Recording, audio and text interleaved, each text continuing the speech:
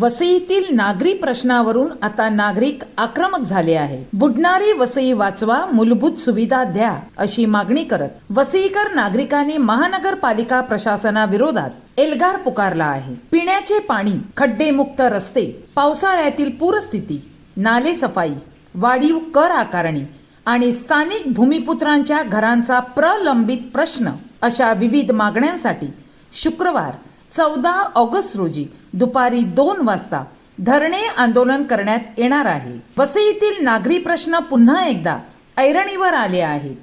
वसई जनशक्ती आघाडीच्या वतीने महानगरपालिका प्रशासनाविरोधात हे आंदोलन आयोजित करण्यात आले आहे। गेल्या काही वर्षांपासून वसईतील पूरस्थितीवर कायमस्वरूपी उपाययोजना करण्याची मागणी प्रशासनाकडे करण्यात येत असल्याचा आंदोलकांचा दावा आहे। मागील पावसाळ्यात वसईत निर्माण झालेल्या पूरस्थितीमुळे नागरिकांचे मोठे नुकसान झाले।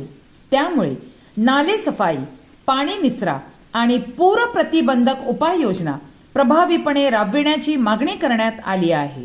दरम्यान सीसी आणि ओसी नसलेल्या स्थानिक भूमिपुत्रांच्या घरांना कायदेशीर दर्जा देण्यात यावा अशी मागणीही आंदोलनकर्त्यांनी केली आहे। यासाठी महानगरपालिकेने विशेष ठराव करून तो राज्य शासनाकडे पाठवावा अशी मागणी करण्यात आली आहे। दुसरीकडे मूलभूत सुविधा उपलब्ध नसतानाही कर आकारणी होत असल्याचा आरोप नागरिकांकडून करण्यात आला आहे। ग्रामीण भागात पाणी आणि मलनिस्सरणासारख्या सुविधा उपलब्ध नसताना कर आकारणी का केली जाते असा सवाल उपस्थित करण्यात आला आहे।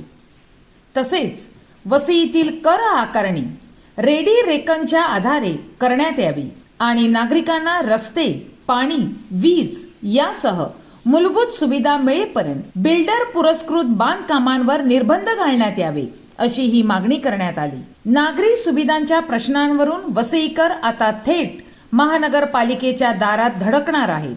विशेषतः पश्चिम पट्ट्यातील स्थानिक भूमिपुत्रांकडून या आंदोलनाला मोठा प्रतिसाद मिळण्याची अपेक्षा व्यक्त करण्यात येत आहे। आता महापौर, उपमहापौर, नगरसेवक आणि महानगरपालिका प्रशासन या मागण्यांवर काय भूमिका घेतात याकडे वसईकरांचे लक्ष लागले आहे। या आंदोलनात मोठ्या संख्येने सहभागी होण्याचे आव्हान वसई जनशक्ती आघाडीचे मिलिंद खानोलकर, मॅकेन्झी डाबरे, कुमार राऊत, जयश्री सामंत, डॉमिनिका डाबरे आणि जॉन परेरा यांनी केले आहे।